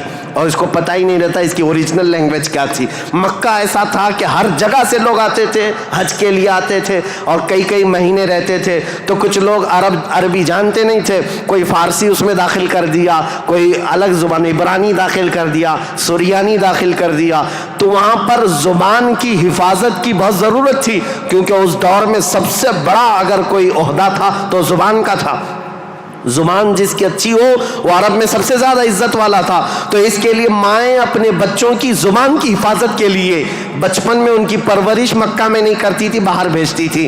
اس رواج کے چلتے ہوئے 6 مہینے کے بعد حضور صلی اللہ تعالیٰ علیہ وسلم 6 مہینے حضرت آمنہ کی گود میں تھے، پھر وہ حلیمہ سعدیہ کے بخت چمکے، نصیبے چمکے کہ وہ دایا تھیں بنو سعد قبیلے کی۔ طائف سے آگے ایک علاقہ بنو سعد آج بھی موجود ہے، طائف سے 80 کلومیٹر دور، وہاں سے وہ آئی تھی، 180 کلومیٹر کا سفر کر کے آئی تھی، اور مکہ مکرمہ میں انہوں نے رسول پاک صلی اللہ تعالیٰ علیہ وسلم کو گود لے لیا۔ تفصیلات میں نہیں بتا رہا ہوں، تاریخ ہے کیونکہ ہم مولد شریف میں تفصیلات بیان کرتے ہیں، یہ تاریخ اسلام ہے، اس کے لیے میں چلتی چلتی مختصر جھلکیاں رکھ رہا ہوں۔ حلیمہ سعدیہ لے کر گئیں، 2 سال پرورش کر کے واپس لے آئیں حضرت آمنہ کے گھر۔ حضرت آمنہ اپنے نور نظر کو لے کر ساتھ رہتی۔ جب حضور کی عمر 6 سال کی ہوئی تھی تو 6 سال کی عمر میں حضرت آمنہ مدینہ نکلی، کیونکہ ان کا ننیحال بھی تھا اور اپنے شوہر حضرت عبداللہ کی قبر بھی وہاں تھی۔ انتقال کے بعد سے وہ گئی نہیں تھیں، تو اپنے بیٹے کے بڑے ہونے کے بعد حضور صلی اللہ تعالیٰ علیہ وسلم کو لے کر کے وہ مدینے گئیں، ننیحال گئیں، اور اس کے بعد یعنی حضور کے ننیحال اور پھر واپسی میں حضرت عبداللہ کی قبر سے ہوتے ہوئے آ رہی تھیں، وہاں کی بیماریاں حضرت آمنہ کو بھی جکڑ لیں، ایسی بیمار ہوئیں کہ ابوا ایک جگہ ہے بدر کے قریب، ابوا مدینہ اور مکہ کے بیچ میں، حضرت آمنہ وہ زیادہ دیر آگے چل نہ سکیں، وہیں پر آپ کی وفات ہو گئی۔ حضور پاک صلی اللہ علیہ وسلم کی عمر پاک 6 سال کی ہے، خود رسول محترم صلی اللہ علیہ وسلم نے اپنے ہاتھوں سے اپنی ماں کو دفن کیا۔ حضور کے ساتھ اس وقت آپ کے والد کی ایک کنیز تھیں ام ایمن، یہ ساتھ رہتی تھیں، اور بس حضور صلی اللہ تعالیٰ علیہ وسلم واپس مکہ جب آئے، حضرت عبد المطلب کو جیسے پتہ چلا کہ حضرت عبداللہ کی بیوی آمنہ بھی انتقال کر گئیں، وہ فرط غم میں، جوش غم میں حضور صلی اللہ تعالیٰ علیہ وسلم کو ایسے قریب کر لیے کہ ایک لمحے کے لیے بھی اپنے آنکھوں سے اوجھل نہیں ہونے دیتے۔ لیکن ہوا کیا، مشیت ایز دی جو چاہے، 8 سال کی عمر تھی میرے آقا کی، دادا حضرت عبد المطلب بھی فوت ہو گئے۔ یہ دور گزرتا گیا، دادا حضرت عبد المطلب نے اپنے انتقال سے پہلے اپنے بیٹے حضرت عبداللہ کے سگے بھائی جناب ابو طالب کے حوالے کر دیا تھا اپنے اس پوتے کو۔ حضور صلی اللہ تعالیٰ علیہ وسلم کو جناب ابو طالب کے حوالے کر دیا اور کہا کہ تم اس کی نگرانی کرنا۔ تو جناب ابو طالب نے ایسی نگرانی کی کہ ابو طالب کے گھر میں بیٹے تو ہوئے، ان کے بیٹے عقیل ہیں، ان کے بیٹے جعفر ہیں، ان کے بیٹے حیدر کرار، علی و مرتضیٰ ہیں، لیکن حضور صلی اللہ تعالیٰ علیہ وسلم کی پرورش میں ایسا کمال کا کردار ادا کیا کہ اپنے بیٹوں کو بھی کچھ نہیں سمجھتے حضور کے آگے، حضور اکرم صلی اللہ علیہ وسلم کے آگے۔ ایک روایت جو ہے بدن میں رونگٹے کھڑے کر دیتی ہے۔ میں آج بھی بحث نہیں کروں گا ایمان ابو طالب کے متعلق، معرکۃ الآراء بحثوں میں سے ہے، ہمارا ٹاپک آج تاریخ اسلام ہے، لیکن ان کی پرورش کا انداز ایسا تھا۔ صرف ایک بات اگر میں بتا دوں، شعب ابی طالب میں جب 3 سال تک مکہ والوں نے حضور صلی اللہ علیہ وسلم کا بائیکاٹ کیا تھا، سوشل بائیکاٹ، کبھی بھی حملہ ہونے کا اندیشہ رہتا تھا کہ لوگ آ کر کے حضور کو قتل نہ کر دیں۔ رات کے وقت، کیونکہ عرب اتنے دشمن تھے رسول پاک صلی اللہ علیہ وسلم کے اعلان نبوت کی بات کر رہا ہوں، یہ روایت بیچ میں عرض کر رہا ہوں، جناب ابو طالب رات کے وقت جب حضور سو جاتے تھے تو ان کو اٹھا کر کے دوسری جگہ سلاتے اور حضور صلی اللہ علیہ وسلم کی جو جگہ خاص تھی، حضور کی جو چادر تھی، اس جگہ اپنے بیٹے کو سلا دیتے تھے، اور یہ کہتے ہماری نیند کے وقت میں اگر کوئی دشمن آ کر حملہ بھی کرے تو محمد پر حملہ نہ ہو، میرے بیٹے پہ حملہ ہو۔ یہ کمال کی شفقت کے ساتھ انہوں نے پرورش کی ہے رسول اللہ صلی اللہ علیہ وسلم۔ جب آپ کی عمر پاک 12 سال کی تھی حضور اکرم صلی اللہ علیہ وسلم کی، جناب ابو طالب کے ساتھ آپ تجارت کے لیے نکلے ملک شام، کیونکہ خاندانی مشغلہ تھا تجارت، ابو طالب ساتھ میں لے کر کے گئے. یہ وہ ٹرننگ پوائنٹ ہے تاریخ کا کہ بیچ راستے میں ایک بحیرہ راہب، ایک عیسائی پادری تھا، جہاں پر یہ قافلہ رکا تھا. بحیرہ راہب نے دیکھ کر کے ہی کہا ھذا سید المرسلین، یہ رسولوں کا سردار آیا ہے. عیسائیوں نے پوچھا تمہیں کیسے پتا؟ کہا میں نے ان کو دیکھا، یہ 12 سال کی عمر کے، جب یہ آ رہے تھے رات کے وقت پہاڑوں کے اوپر سے اتر رہے تھے، میں نے دیکھا کہ سارے پہاڑ سارے جتنے بھی درخت ہیں وہ اس 12 سالہ لڑکے کے لیے سجدے میں گرے ہوئے ہیں. اور میں نے دیکھا کہ دن میں یہ جب چلتے ہیں تو سورج کی روشنی ان پر نہیں پڑتی، بادل کا ایک سایہ ان کے اوپر سایہ بنائے ہوئے چلتا ہے، بادل کا ایک ٹکڑا سایہ بنائے ہوئے چلتا ہے. یہ بحیرہ راہب نے ابو طالب کو بلا کر پوچھا یہ کون ہے؟ کہا میرا بھتیجا ہے. کہا میری ایک بات سن لو، اچھا ہوگا کہ تم ان کو ملک شام مت لے جانا، وہاں یہودی ہیں، وہ ان کے قتل کے در پہ ہو جائیں گے، کیونکہ وہ اس انتظار میں ہیں کہ آخری نبی ان کے خاندان میں پیدا ہوگا. یہ تو تمہارے خاندان کا نصیبہ ہے، اگر تم لے جاؤ گے تو یہودی قتل کر ڈالیں گے، تم یہیں سے ان کو واپس مکہ لے جاؤ. جناب ابو طالب گھبرا گئے، ڈر گئے. کہا کہ میں اپنے اس بھتیجے کو ملک شام نہیں لے جاؤں گا. بیچ راستے سے ہی رسول پاک صلی اللہ تعالیٰ علیہ وسلم کو لے کر وہ مکہ واپس آئے. یہ وہ بشارت تھی، 40 سال کے بعد حضور نے اپنی نبوت کا اعلان فرمایا، لیکن خبریں تو 12 سال سے ہی مشہور ہو چکی تھیں، خبریں ہو چکی تھیں. بحیرہ راہب نے یہ کہا. اس کے بعد حضور پاک صلی اللہ تعالیٰ علیہ وسلم تجارت کو اپناتے رہے. جب آپ کی عمر پاک 25 سال کی تھی تو مکہ مکرمہ کی ایک معزز خاتون، بڑی مالدار خاتون تھی، حضرت خدیجہ، جن کے 2 شوہروں کا انتقال ہو چکا تھا. اب وہ کسی سے شادی کرنے کے موڈ میں کبھی نہیں تھیں، لیکن وہ بڑی مالدار تھیں. انہوں نے اپنا مال تجارت کسی کو دے کر کے انویسٹ کروا کر کے تجارت کرواتی تھیں. جب ان کو پتہ چلا محمد صلی اللہ علیہ وسلم بڑے امانت دار ہیں، بڑے ہی دیانت دار ہیں، تو اپنا مال ان کو دیا اور کہا کہ تم تجارت کرو اور نفع کما کر کے لے آؤ. رسول پاک صلی اللہ علیہ وسلم ان کا مال تجارت لے کر ملک شام گئے اور اتنا نفع ہوا اس مال میں. واپس جب آ رہے تھے تو حضرت خدیجہ کا ایک غلام میسرہ تھا. حضرت خدیجہ نے کہا تھا میسرہ تم ہمیشہ محمد پر نظر رکھنا، دیکھتے رہنا یہ کیسی کیسی تجارت کرتے ہیں، کتنا نفع کرتے ہیں. اسی لیے نہیں کہ خرد برد ہوگا، اس لیے کہ مدد کے طور پر. جب یہ قافلہ واپس مکہ آ رہا تھا، اب پھر ٹرننگ پوائنٹ ہے یہاں پر. حضرت خدیجہ اپنے گھر کے بالا خانے پر بیٹھ کر کے اپنا نفع شدہ قافلہ جو مکہ میں داخل ہو رہا ہے اس کو دیکھنے کے لیے بیٹھی ہوئی تھی. بڑا گھر تھا، بڑا محل تھا. جب وہ اوپر سے نظارہ کر رہی تھی، وہیں سے دیکھ کر کے وہ گرویدہ ہو گئی کہ اتنی دور سے دیکھ رہی تھی، قافلہ صاف نظر نہیں آ رہا تھا، لیکن چہرہ محمد سب سے زیادہ چمکتا ہوا نظر آ رہا ہے. حضرت خدیجہ کہتی ہے میں نے چاند کو بھی اتنا تیزی سے چمکتے نہیں دیکھا جس طرح ملک شام سے یہ لوٹتا ہوا قافلہ محمد کا چمکتا ہوا چہرہ لے کر آ رہا تھا. حضرت خدیجہ کہتی ہیں عجیب حالت تھی، قافلہ تو تجارت کر کے آ رہا ہے، لیکن میں نے دیکھا اس قافلے کے اوپر جو دھوپ کا وقت ہے اس وقت آسمان کا ایک ٹکڑا، بادل کا ایک ٹکڑا سایہ بن کر کے چلتا ہوا آ رہا ہے. جس طرف محمد جا رہا ہے اس طرف وہ ٹکڑا بھی چلتا جا رہا ہے. آگے پیچھے نہ جانے کون سی مخلوق چل رہی تھی. حضرت خدیجہ کا دل یہیں سے بے قرار ہوا. ملک شام سے تجارت کر کے واپس آنے کے بعد، جبکہ حضرت خدیجہ کی 2 شادیاں آلریڈی ہو چکی تھی، انتقال ہو چکے ان کے شوہروں کے، 40 سال کی عمر ہو چکی تھی، شادی کرنے کا کوئی خیال نہیں تھا. لیکن حضور پاک کے چہرے پاک کو دیکھنے کے بعد، ان کی خصوصیات دیکھنے کے بعد، نفع لیتے ہی آپ نے پیغام بھیج دیا محمد صلی اللہ تعالیٰ علیہ وسلم سے. کہا کیا آپ مجھ سے نکاح کرنا چاہیں؟ وہ روح محمد صلی اللہ تعالیٰ علیہ وسلم کی گرویدہ خاتون، ان کا پیغام پہنچتے ہی رسول پاک صلی اللہ تعالیٰ علیہ وسلم نے خود سے قبول نہیں کیا، اپنے چچاؤں اور پھوپھیوں کے درمیان اس مسئلے کو رکھا.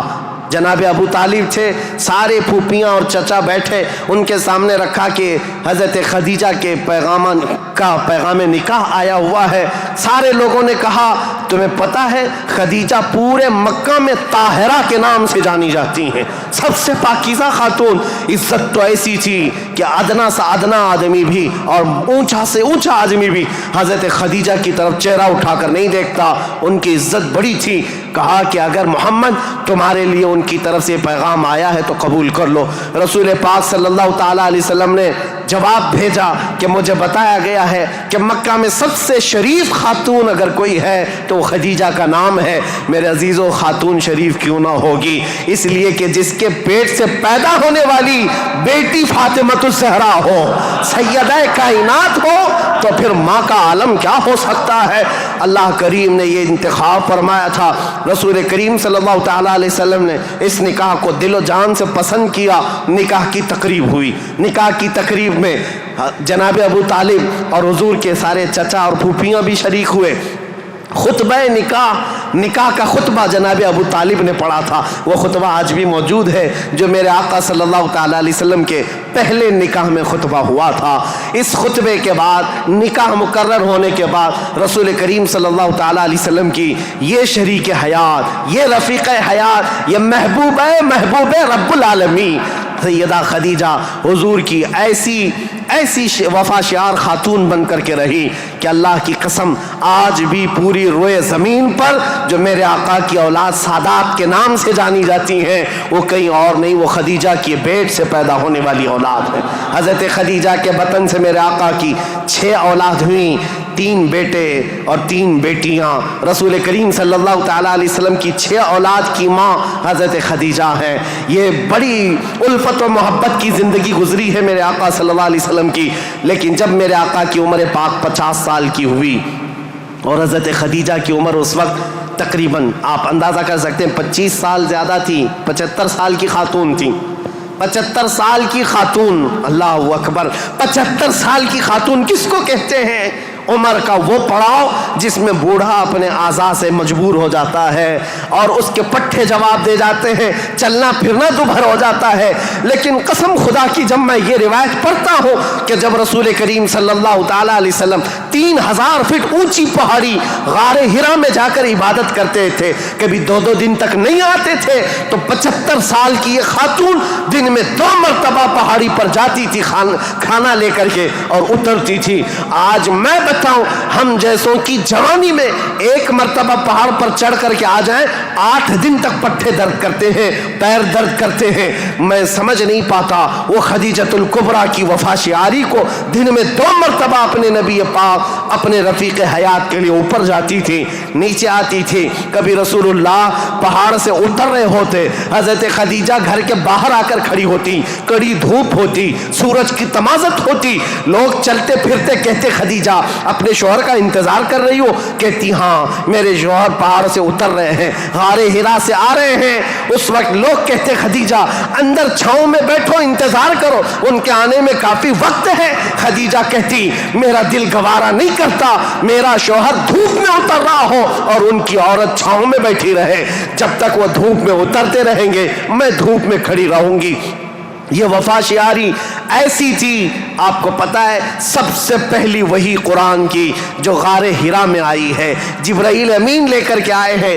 اسلام کی تاریخ میں اگر یہ نہ بتائیں تو ابتدا ہی نہ ہوگی، کیونکہ رسول اللہ صلی اللہ تعالیٰ علیہ وسلم جب 40 سال کی عمر میں تھے، غار ہرا میں جا کر عبادت کرتے، جبرائیل امین آئے قرآن کی آیتیں لے کر اور حضور سے کہا اقرا، حضور نے کہا ما انا بقاری، میں نہیں پڑھوں گا۔ وہ کہتے تھے پڑھو، حضور کہتے میں نہیں پڑھوں گا، سینے سے سینہ لگا کر دبوچتے تھے۔ 3 مرتبہ ہوا، 4تھی مرتبہ کہا اقرا بسم ربک الذی خلق، پڑھو اس رب کے نام سے جس نے پیدا کیا ہے۔ رسول محترم صلی اللہ تعالیٰ علیہ وسلم نے پڑھنا شروع کیا اور پھر آیتیں سب سے پہلے جو آئی ہیں، اسلام کی ابتدا نور الہی کا ظہور ہے، نور الہی کا نزول ہے، اللہ کا کلام اتر رہا ہے پہاڑ پر، پہاڑ کی چوٹیوں پر، جس کو آج بھی جبل نور کہا جاتا ہے، نور کی پہاڑی، جہاں نور اترا، نور کا پہاڑ ہے، اور کس پر اترا؟ جس پر اترا وہ نور علی نور ہے۔ قرآن کی آیتیں آئیں، اقرأ بسم ربک الذی خلق خلق الانسان من علق اقرأ وربک الاکرم الذی علم بالقلم علم الانسان ما لم يعلم. یہ 5 آیتیں دے کر جبرائیل امین چلے گئے. رسول پاک صلی اللہ تعالیٰ علیہ وسلم پر جو وحی آئی تھی اس کا اثر ایسا تھا، سخت ٹھنڈیوں کے دن تھے، موٹے موٹے پسینے کے بوند پیشانی سے نکلتے تھے. جب رسول پاک تشریف لائے پہلا واقعہ دیکھا تھا حضور نے، پہلا واقعہ تھا جبرائیل امین اس طرح آیتیں لے کر آئے. یہ آیتیں اترنا آسان بات نہیں. قرآن خود کہتا ہے، میرا مولا فرماتا ہے اگر ہم یہ پہاڑوں پر اتار دیتے پہاڑ ریزہ ریزہ ہو جاتے، ٹکڑے ٹکڑے ہو جاتے، لیکن قلب مصطفیٰ نے اس کا بوجھ اٹھا لیا ہے. رسول اللہ کے دل نے اس امانت کو اٹھایا تھا، لیکن چل کر کے دنیا کا وہ پہلا انسان، دنیا کی وہ پہلی شخصیت ہے جس کو قرآن سنایا میرے آقا نے، وہ کوئی اور نہیں، ام المومنین سیدہ خدیجۃ الکبریٰ ہے. آئے رسول پاک صلی اللہ تعالیٰ علیہ وسلم، گھر آتے ہی فرمایا میرے پاس ایک فرشتہ آیا، سینے سے سینے لگایا اور اس نے یہ آیتیں اللہ کی طرف سے سنائی، مجھے کمبل اڑاؤ، زمیلونی زمیلونی، بار بار کہتے مجھے کمبل اڑاؤ، سخت ٹھنڈیاں لگ رہی ہیں. سیدہ خدیجۃ الکبریٰ کی باتیں یاد رکھو، تاریخ میں آج بھی لکھی ہوئی ہیں. ڈھارس بندھانے والی، تسلی دینے والی، حوصلہ دینے والی خاتون ہو تو زندگی کمال کی ہے. عزیزان گرامی کہتی ہیں اے محمد عربی صلی اللہ تعالیٰ علیہ وسلم، اے اللہ کے رسول، آپ یتیموں کا بوجھ اٹھاتے ہیں، آپ بیواؤں کی مدد کرتے ہیں، آپ کمزوروں کا ہاتھ پکڑتے ہیں، آپ کے ساتھ کبھی برا ہو ہی نہیں سکتا. یہ جو اترا ہے وہ آپ کی بھلائی کے لیے ہے. ان قریب آپ دیکھیں گے زمین و آسمان کی ساری چیزیں اللہ تعالیٰ آپ کے لیے مسخر فرما دے گا. یہ خدیجۃ الکبریٰ رضی اللہ تعالیٰ عنہ کی حوصلہ افزائیاں تھی. یہاں سے میرے آقا صلی اللہ تعالیٰ علیہ وسلم پھر مکہ تشریف لائے، اور آپ کو پتہ ہے سب سے پہلے مکہ مکرمہ میں اب تاریخ اسلام کی شروعات ہے. تاریخ اسلام کی شروعات ہے.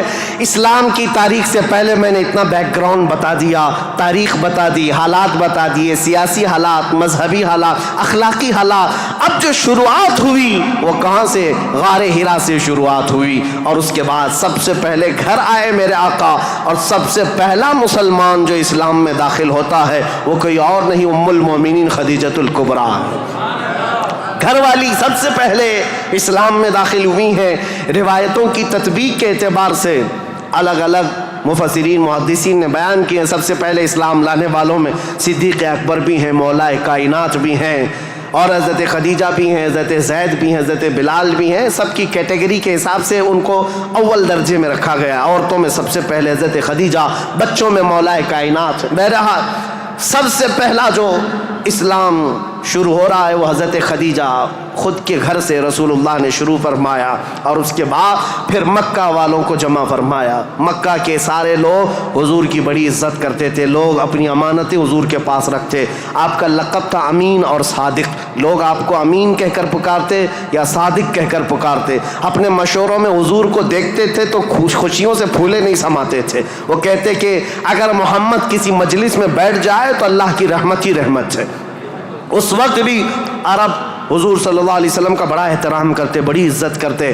اس دن حضور نے جیسی دعوت دی پورا مکہ ٹوٹ پڑا، سب آ گئے. حضور نے سب سے پہلے ان سے سوال کیا، اے مکہ والو، اگر میں یہ کہوں اس پہاڑ کے پیچھے ایک فوج ہے جو تم پر حملہ کرنا چاہتی ہے تو تم کیا کہو گے اس بات پر؟ سارے لوگوں نے ایک آواز میں جواب دیا، اے محمد، آج تک آپ نے کبھی جھوٹ نہیں کہا ہے. اگر آپ یہ کہیں گے تو ہم صرف یقین ہی نہیں کریں گے بلکہ ہم تو اس فوج سے لڑنے کی تیاری بھی کریں گے. اتنا ہمیں یقین ہے آپ کی بات پر کہ ہم اس فوج سے لڑنے کی بھی تیاری کریں گے جس کے بارے میں آپ کہہ رہے ہیں پہاڑ کے پیچھے فوج ہے.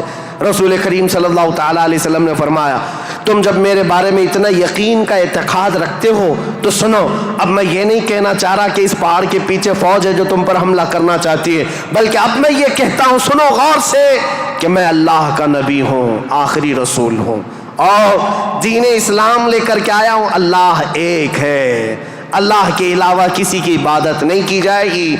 کوئی خدا نہیں ہے سوائے اللہ کے۔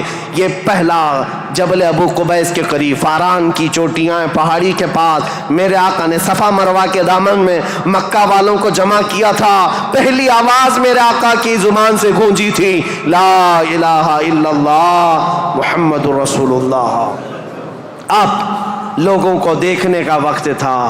ظاہر سی بات ہے، میں نے عرب کی طبیعت پہلے سے بتائی، اکھڑ مزاج، سخت مزاج، نخوت بھرا ہوا، کبر تکبر بھرا ہوا۔ کب وہ ایکسپٹ کرتے؟ سارے لوگ ایک دوسرے کا منہ دیکھنے لگے۔ کہا کیا ہم حبل کو جو کعبے کے اوپر بیٹھا ہوا خدا ہے اس کو اتار دیں گے؟ صفا مروہ پر جو ہمارے خدا ہے ان کو چھوڑ دیں گے؟ خانہ کعبہ کے اندر دروازے کے اندر جو خدا ہے ان کو چھوڑ دیں گے؟ چاہے زمزم پر جو خدا بیٹھا ہے اس کو چھوڑ دیں گے؟ سب کی چھ میں گوئیاں شروع ہو گئی، بغلیں جھانکنے لگے۔ اور اسی اثنا میں غصے میں آ کر آپ کا سگا چچا ابو لہب کھڑا ہوا، کہا تبن لک یا محمد لہذا جمعتا، اے محمد کیا اس لیے تم نے ہم کو جمع کیا؟ برا ہو تمہارا، تمہارے ہاتھ ٹوٹ جائیں۔ یہ پہلا جملہ تھا جو ناز قلب مصطفیٰ کریم صلی اللہ تعالیٰ علیہ وسلم کے نازنین قلب پر اترا۔ اس وقت تک کسی نے برا جملہ آپ کے لیے استعمال نہیں کیا تھا۔ پہلا برا جملہ استعمال کرنے والا ابو لہب تھا۔ نبی کریم صلی اللہ تعالیٰ علیہ وسلم کے خاطر پر، آپ کے قلب اقدس پر بوجھ گزرا، بار ہوا، تکلیف ہوئی۔ اللہ تعالیٰ نے پھر آیتیں اتاری، تبت یدا ابی لہب و تب، اے رسول آپ کے نہیں ابو لہب کے ہاتھ ٹوٹ جائیں، اس کا مال اسے کوئی فائدہ نہ دے۔ اللہ کریم دفاع کرتا رہا، ڈیفنس کرتا رہا۔ رسول کریم صلی اللہ تعالیٰ علیہ وسلم اس دعوت کو لے کر چل پڑے۔ پورا مجمع تھا مکہ کا، لیکن کوئی آگے اٹھ کر کھڑا نہیں ہوا کہ اے محمد ہم مانتے ہیں آپ کو اللہ کا رسول، آخری رسول، آپ جو دین لائے اس کو مانتے ہیں، آپ کا جو خدا ہے اس کو مانتے ہیں۔ نہیں، کوئی نہیں تھا۔ لیکن بات اتنی ہے، اس مجمع سے ابھی میرے آقا ہٹے نہیں تھے۔ 9 سال کا ایک بچہ حضور کے قریب آیا، پتلی پتلی ٹانگیں تھی، آنکھوں میں آشوب تھا، آنکھیں رس رہی تھیں، لال ہو چکی تھی۔ آیا اور قریب آ کر کہا، اے محمد عربی صلی اللہ علیہ وسلم، میں آپ کو اللہ کا حقیقی رسول تسلیم کرتا ہوں، آپ کا دین میں ایکسپٹ کرتا ہوں، خدا واحد کی میں عبادت کرتا ہوں۔ حضور اکرم صلی اللہ علیہ وسلم نے اس 9 سال کے بچے کو سینے سے لگایا اور دعا کی، مولا اس بچے کی ٹانگوں میں، اس کے بازوؤں میں تو طاقت عطا فرما اور اس کو دین کا عظیم سپاہی بنا۔ میرے آقا کی یہ دعا تھی۔ 9 سال کا وہ کمزور بچہ جو سب سے پہلے حضور کی دعوت پر لبیک کہا تھا، آج پوری دنیا شرق و غرب، شمال و جنوب میں اس کو اگر پکارتی ہے تو اسد اللہ الغالب، شیر خدا حیدر کرار کے نام سے جانتی ہے۔ اس کی طاقت کو کون جانے، اس کی طاقت کے قریب کون پہنچے؟ لا فتح الا علی، لا سیف الا ذوالفقار۔ اس حیدر کرار کو جو طاقت و قوت تھی، جو خیبر شکن ہے، پھاٹک کو اکھاڑ کر پھینک دینے والا، مرحب کے لوہے والے لباس پر تلوار کی ایک ضرب لگا دے تو اس کے سر سے لے کر سینے تک ٹکڑے کر دینے والی تلوار رکھنے والا، یہ طاقت کہیں اور سے نہیں، یہ دعائے مصطفیٰ سے ملی ہوئی ہے۔ میرے آقا صلی اللہ تعالیٰ علیہ وسلم کی اسلام کی تبلیغ کی شروعات یہاں سے ہوئی۔ اب اس کے بعد مکہ مکرمہ کے جو حالات تھے، سیرت مصطفیٰ کے بیان میں آپ نے تقریباً سن لیا ہے۔ تقریباً 13 سال میرے آقا نے مکہ مکرمہ میں تبلیغ فرمائی، مشقتیں اٹھائی، مصیبتیں برداشت کی، کئی صحابہ کی یہاں پر شہادتیں ہوئی۔ یہاں پر حضرت سمیہ کا قتل ہوا ہے، حضرت عمار بن یاسر کو یہاں پر مارا گیا، حضرت یاسر کو جلایا گیا، اور یہاں پر حضرت خبیب بن عدی، حضرت زید بن دسنا، حضرت خباب بن عرت، ان کے مسلے کیے گئے تھے، کان کاٹے گئے، ناک کاٹے گئے، ان کی زبانیں کاٹی گئی، ان کے ہاتھ پیر کاٹے گئے اور ان کو پھانسی پر چڑھایا گیا۔ یہ ساری تکلیفیں میرے آقا نے برداشت فرمائیں۔ 13 سال تک بلال حبشی کو تو پیروں میں رسی ڈال کر کے مکہ والے کھینچتے تھے، بدماش لڑکے پورے مکہ کی گلیوں میں گھماتے۔ ان کا آقا جو امیہ تھا وہ آپ کے سینے پر گرم سل رکھتا، گرم ریت پر آپ کو سلایا جاتا۔ آج کی زمین پر آج بھی آپ مکہ میں جائیں، دوپہر کے وقت 1 منٹ آپ بغیر چپل کے کھڑے ہو کر کے دکھا دیں، اللہ کی پناہ آپ کے پیروں میں چھالے نہ آئیں تو بات کرنا، آپ کے پیروں میں آبلے نہ پڑ جائیں تو مجھ سے کہنا، لیکن وہ بلال حبشی کو پورا دن گرم ریت پر سلایا جاتا، پیٹ گل گئی تھی اور ان کے پیٹ سے گوشت نکل کر کے چربی میں تبدیل ہو گیا، چربی نکل گئی تھی، ریڑھ کی ہڈی دکھتی تھی۔ یہ حضرت بلال کے ساتھ ہوئے۔ یہ باتیں اس لیے میں عرض کر رہا ہوں، ان ظالموں کو آج صرف حضور کی جنگیں نظر آتی ہیں۔ حضور پاک کے ساتھ مکہ والوں نے جو دہشت گردی کی تھی، جو آتنک مچایا تھا، وہ کیوں نہیں بیان کرتے؟ 13 سال تک تلوار نہیں اٹھائی، نہ تلوار اٹھانے کا حکم دیا، 13 سال برداشت کیے، سوشل بائیکاٹ بھی برداشت کیا، حضور نے پتے کھائے، چمڑے ابال کر کھائے، سب برداشت کیا، پھر ہجرت بھی کیا، اپنا وطن بھی چھوڑا، اب مدینہ طیبہ تشریف لے گئے۔ اب یہاں سے اسلامی حکومت کی اسٹیبلشمنٹ ہوتی ہے، بنیاد رکھی جاتی ہے، اور میرے دین کی بنیاد جہاں رکھی گئی وہ بہت بڑا کروڑوں کا بنایا ہوا پارلیمنٹ نہیں تھا، وہ کھجور کے چھالوں سے، کھجور کے پھڑ سے بنایا ہوا چھپر کا ایک چھوٹا سا گھرانہ جس کو مسجد نبوی کہا جاتا ہے، یہ مسلمانوں کا مرکز تھا، یہ پارلیمنٹ تھا میرے آقا کے۔ یہاں سے اسلام کی حکومت کا آغاز ہوتا ہے، یعنی اسٹیبلشمنٹ جو ہوئی۔ اب یہاں سے رسول اللہ صلی اللہ علیہ وسلم نے باضابطہ بادشاہوں کو اسلام کی تبلیغ دی، لوگ جوک در جوک اسلام لاتے رہے، اور اس کے بعد اسلامی فتوحات بھی ہوئیں، غزوات ہوئے، جنگیں ہوئیں۔ نبی کریم صلی اللہ تعالیٰ علیہ وسلم کا یہ جو مدنی دور ہے حضور کا، یہ بڑے سنہرے ابواب میں لکھا گیا۔ وہ ہجرت کا 8واں سال تھا۔ انشاءاللہ العزیز کل میں حضور اکرم صلی اللہ علیہ وسلم کے مدنی دور کے آخری حالات اور پھر حکومت کا جو اسٹیبلشمنٹ ہے، اور اس کے بعد خلافت کا آغاز، جو خلافت کی تاریخ ہے، کیسے خلافت قائم ہوئی، کس طرح سے خلافت کے لیے معاملات آئے، انشاءاللہ تاریخ اسلام کی آگے کی اور بنیادیں آپ کے سامنے رکھیں گے۔ اور پھر میں آخر میں یہی کہوں گا، میرے آقا کا میں نے ذکر کیا ہے، ہماری ہمت اب جواب دے رہی ہے، پسینے آ گئے، تھک گئے ہیں، سن کر کے ہو سکتا ہے کوئی نہ تھکے، بول کر کے میں نہ تھکتا ہوں، لیکن بات طبیعتوں کے تقاضے کی ہے۔ حضور کا ذکر ایسا ہے، میرے آقا کا ذکر ایسا ہے، جس پر کل میں نے جو شعر کہا تھا وہی آج کہتا ہوں، جو کچھ بیاں ہوا وہ آغاز باب تھا، یہ قصہ لطیف ابھی ناتمام ہے، لیکن رضا نے ختم سخن اس پہ کر دیا، خالق کا بندہ خلق کا آقا کہوں تجھے۔ وآخر دعوانا الحمدللہ رب العالمین۔ السلام علیکم۔